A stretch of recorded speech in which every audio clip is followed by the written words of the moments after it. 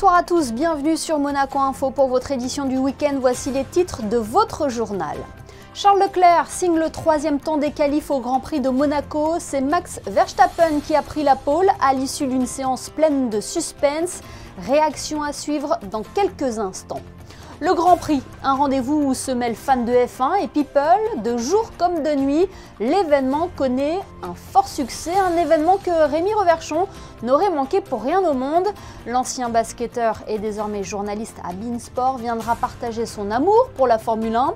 Il nous livrera également son avis sur la saison de la Roca Team. Objectif Lune pour Venturi, le groupe monégasque a dévoilé ce matin au Prince Albert II son rover lunaire, un engin électrique présenté comme étant le plus grand et le plus performant de l'histoire de ce type de véhicule. Antonio Delfino de Venturi Lab nous en dira plus à ce sujet. On ouvre ce journal avec ces images tournées ce matin à la Fan Zone. C'était la folie autour de la scène qui accueillait une partie des pilotes du championnat du monde de Formule 1. Max Verstappen, Sergio Pérez, George Russell, Lewis Hamilton ou encore Charles Leclerc auront créé l'émeute.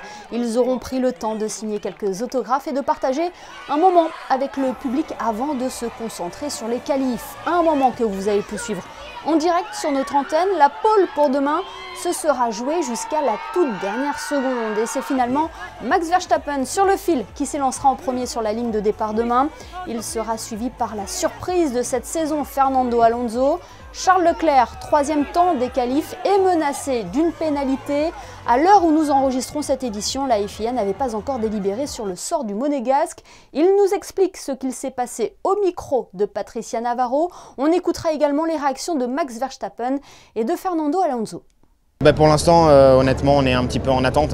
J'ai fait de mon mieux d'essayer de m'écarter du chemin de Lando qui était sur un tour rapide. C'est les commissaires qui jugeront si j'ai vraiment fait tout le possible ou pas, mais pour l'instant, j'ai pas le verdict. Yeah, I mean, I know that around here it's a lot of laps, a lot of concentration is required throughout the whole race and also from the team side. But of course, it's the best starting position and hopefully we can just keep it going and yeah, just look at ourselves, stay calm and just focus on the race.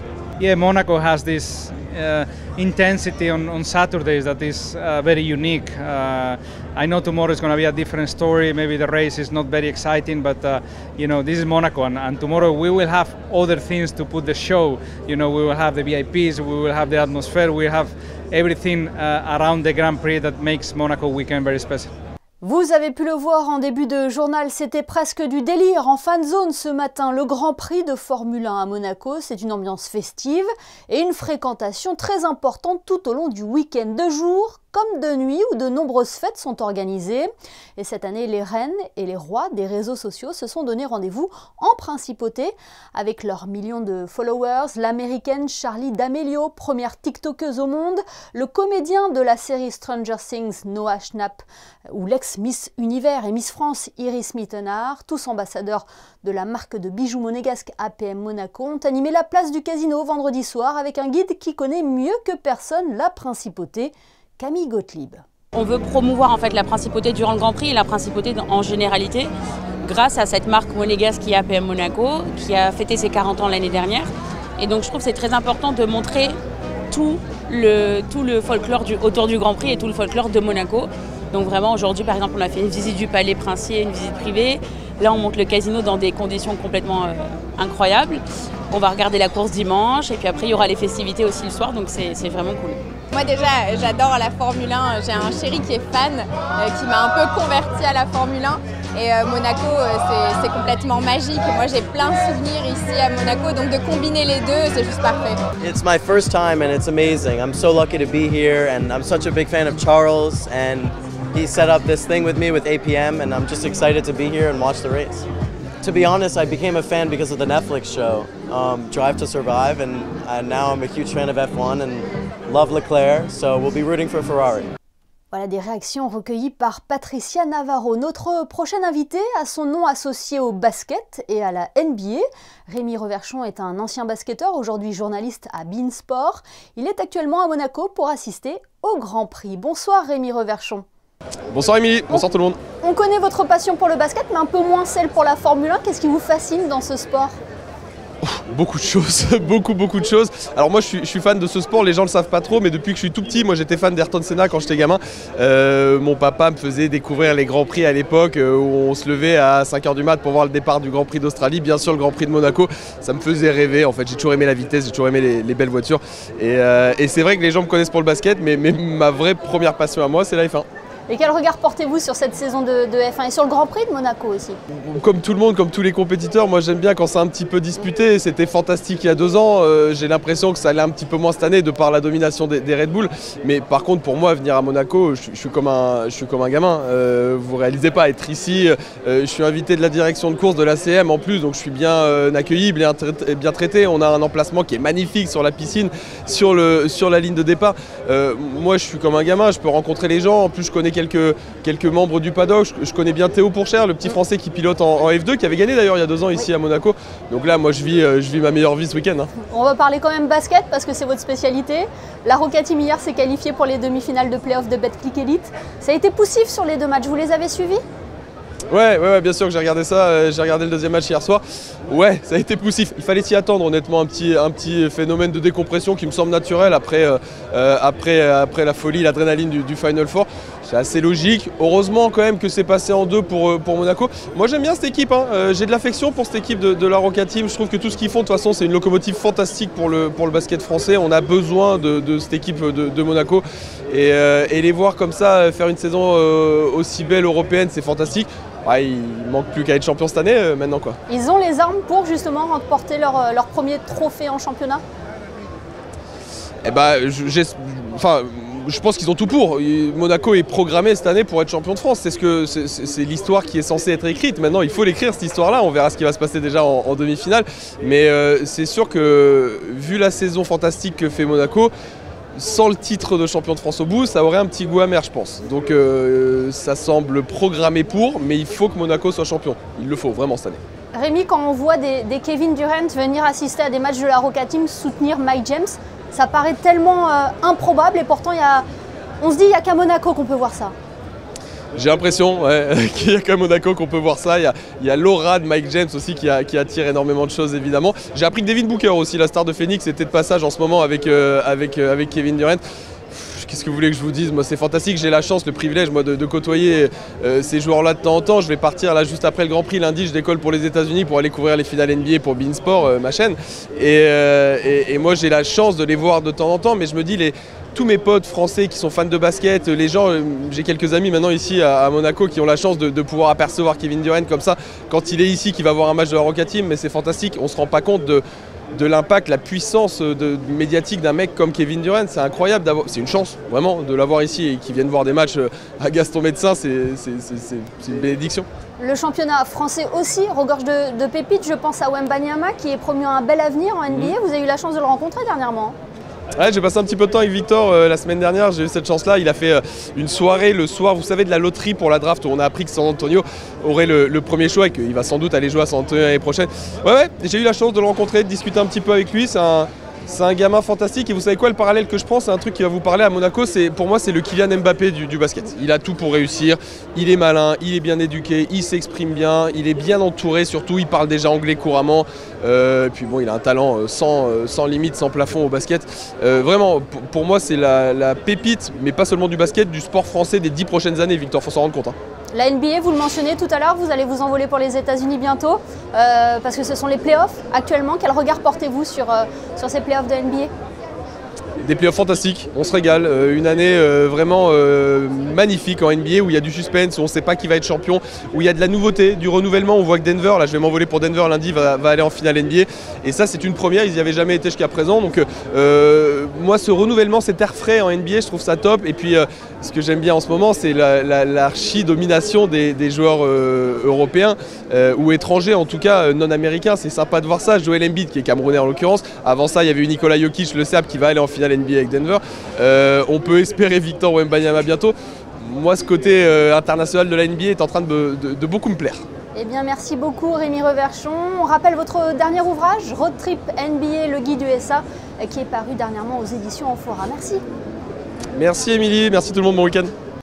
C'est l'autre Grand Prix de Monaco, mais il fait un peu moins de bruit. Le 10e Monaco Mousetrap Car Grand Prix s'est déroulé ce vendredi au tunnel Riva. Il s'agit d'une course internationale de voitures miniatures équipée d'un mécanisme de piège à souris. Ouvert aux étudiants de 14 à 18 ans, ce programme vise à promouvoir la science et l'ingénierie, à inciter les étudiants à appliquer leurs connaissances en physique, à exprimer leur potentiel créatif. De Monaco à la Lune, il n'y a qu'un pas. En 2026, Venturi écrira la plus impressionnante page de son histoire. Le groupe monégasque, en collaboration avec Astrolabe et Venturilab, a conçu un rover qui prendra la direction de la Lune d'ici 3 ans. L'engin a été présenté ce samedi matin au Prince Albert II en présence du président du groupe Venturi, Gildo Pastor, et du directeur Venturilab, Antonio Delfino. Ce dernier est justement avec nous ce soir pour nous expliquer les spécificités de ce rover Flex. Bonsoir Antonio Delfino. Bonsoir Émilie. C'est un engin d'exploration impressionnant que vous avez présenté aujourd'hui au Prince Souverain. Oui, effectivement, on a présenté donc le rover qui va poser ses roues sur la Lune en 2026. Alors quelles sont les particularités de ce rover ? Alors la particularité, c'est qu'il va aller au pôle sud. Donc au pôle sud, on a des conditions extrêmes en température, entre moins 90 et puis moins 250. Donc il faut que toutes les technologies qui composent le rover puissent tenir à ces très basses températures. Est-ce que c'est un véritable défi technologique également ? Exactement, c'est un défi technologique d'envergure parce que personne n'est allé au pôle sud lunaire. Dans les années 70, quand l'homme est allé sur la Lune, donc fin des années 70, c'était beaucoup plus facile, donc c'était à l'équateur. Et au pôle sud lunaire, c'est des difficultés extrêmes. Est-ce que le fait aussi que cet engin soit électrique est un défi supplémentaire ? Oui, bien sûr. En fait, qu'il soit électrique ou bien utilisant toute autre technologie, il faut que, donc quand on dit électrique, que les batteries puissent tenir aussi à très basse température. Il faut des technologies qui permettent de faire vivre et survivre ces batteries dans ces conditions extrêmes. Il est présenté comme étant le plus grand et le plus performant des véhicules lunaires, c'est ça ? Il y en a eu d'autres avant ? Alors, pas aussi performant ou aussi grand. On s'est calqué sur l'appel d'offres de la NASA. Ça veut dire concevoir un rover, le qualifier et qui est polyvalent et modulaire. Donc, il permettra de transporter à la fois des astronautes et une charge utile très importante. Donc voilà, on va dire les caractéristiques très importantes de cet astromobile. C'est cette polyvalence et la capacité, on va dire, d'apporter un fret important. Et quelles seront ces missions sur place ? Alors il y a deux types de missions. Il peut y avoir une mission scientifique. Donc si on équipe le rover d'instruments scientifiques, il y a telle ou telle mission qui peut être faite. Et en parallèle à ça, on peut lui attacher de quoi pouvoir transporter 2 ou 4 astronautes. L'objectif Lune est donc pour 2026. C'est un travail réalisé en étroite collaboration avec le groupe Venturi de Gildo Pastor, Astrolabe et Venturilab. Quel sera le rôle de chacun dans la conception de ce rover ? Oui, on a 3 sociétés. Donc Venturi Astrolabe aux États-Unis à Los Angeles s'occupe de l'architecture globale de l'astromobile. Nous, Venturilab en Suisse, on s'occupe des matériaux résistants à très basse température, des roues déformables. On s'occupe aussi de systèmes électriques permettant, on va dire, de maintenir à température ces différentes technologies. Et comme on l'a dit, on a un axe vraiment très important sur des matériaux novateurs. C'est donc SpaceX qui sera chargé de transporter le rover vers la Lune ? Oui, on a signé avec SpaceX cette année. Donc c'est eux qui se chargeront de le transporter sur la Lune. La fenêtre s'ouvre en juin 2026 et s'il y a des décalages, ça sera vers fin 2026 voire début 2027. Tous ces grands noms associés à ce rover, c'est aussi gage de crédibilité pour le groupe monégasque ?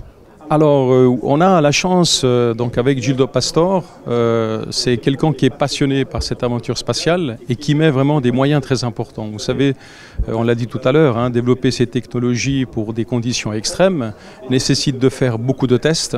Donc, il faut beaucoup de temps aussi pour le faire. Donc on a avec nous un président qui est ultra motivé et qui s'investit à 100% dans cette aventure. Et on suivra bien sûr cette aventure de près. Merci infiniment Antonio Delfino de nous avoir présenté ce Flex Rover de Venturi. Merci à vous, bonne soirée. Les Jeux des petits États d'Europe débutent ce lundi à Malte. Une délégation de 97 athlètes s'envolera dimanche pour prendre part à cette compétition omnisport placée sous l'égide du Comité international olympique. 10 disciplines seront au programme, parmi elles le tennis. Qui seront les représentants monégasques? Eh bien la réponse dans ce reportage réalisé avec Olivier Bonello. Ils seront 2 à représenter Monaco en tennis pour cette 19e édition des Jeux des petits États d'Europe à Malte. Valentin Vachereau et Luca Katarina.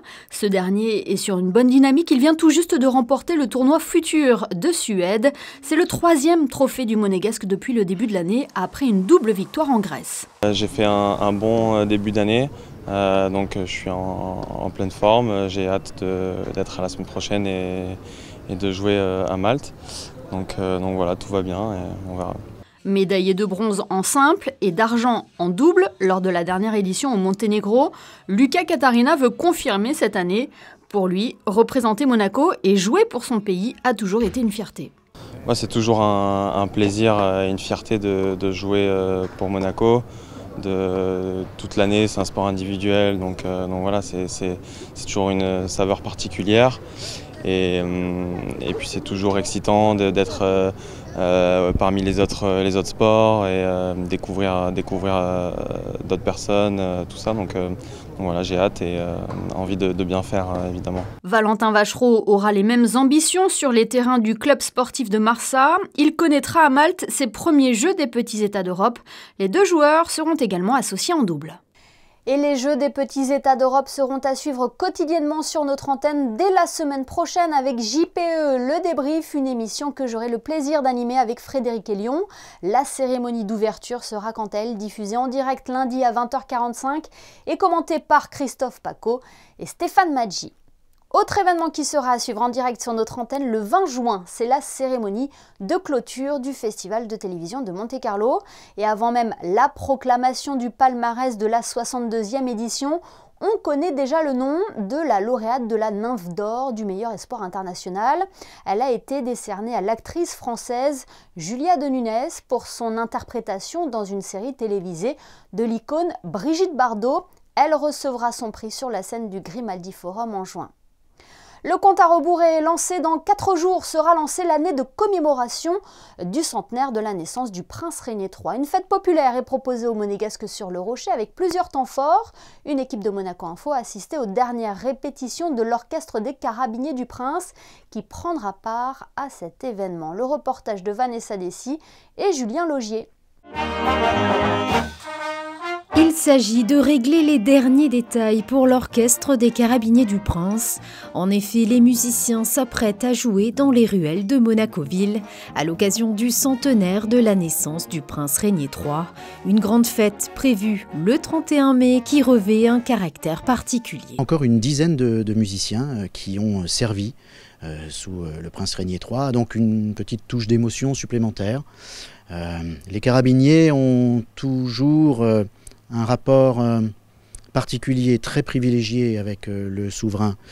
Et c'est avec beaucoup d'émotions qu'il se remémore le prince Régnier III. Et donc là, on a tous très envie de participer à cette fête et de penser à lui encore une fois.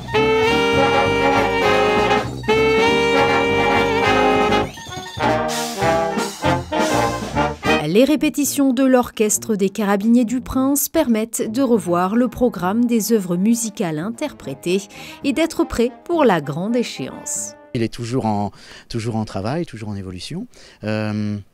Nous allons essayer de faire un panel de musique populaire, puisque la fête, la célébration du 31 sur le Rocher se veut populaire, se veut ouverte à tout le monde, tous les âges, tous les styles. Donc nous allons essayer de coller à cette demande. La difficulté réside un petit peu dans le fait technique que nous sommes en déambulation.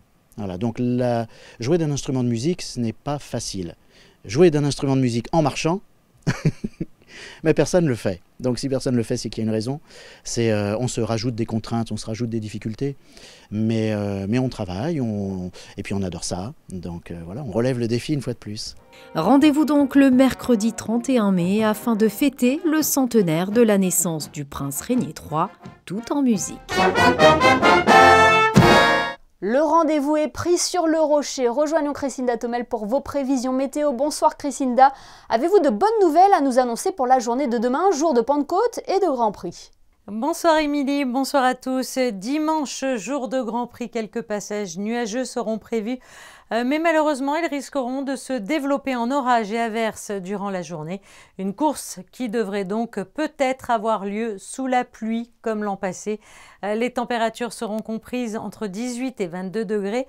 Le soleil se lèvera à 5h52 et se couchera à 21h02.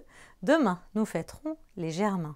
De possibles averses attendues donc sur le circuit de Formule 1 demain. Nous resterons bien évidemment attentifs à l'évolution de la météo qui pourrait changer la donne du Grand Prix de Monaco. On se quitte justement avec les photos de Manuel Vitali et de Stéphane Dana qui sont placés aux premières loges de cette 80e édition. Un événement à suivre en direct demain à partir de 14h05 et qui sera ensuite suivi d'un décryptage des experts Grand Prix à 20h30. Quant à nous, on se retrouve demain à 20h pour le best-of. Très belle soirée à tous sur Monaco Info.